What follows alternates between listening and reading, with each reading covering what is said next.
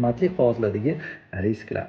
Ya'ni foyda bilan birgalikda har doim risk mavjud deb aytaman. Qimmatli qog'ozlar investitsiyasi bilan bog'liq bo'lgan asosiy bir qator risklar. Bular birinchisi bozor riski, ya'ni narx tushib ketishi mumkin-da.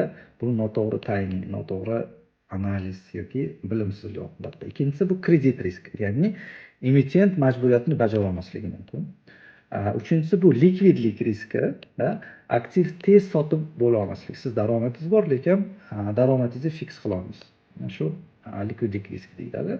Va foiz riski, bu bozordagi stavkalar, ya'ni dunyo valyuta bozoridagi foiz stavkalarini markaziy banklar tomonidan o'zgarishi, bu foiz riski.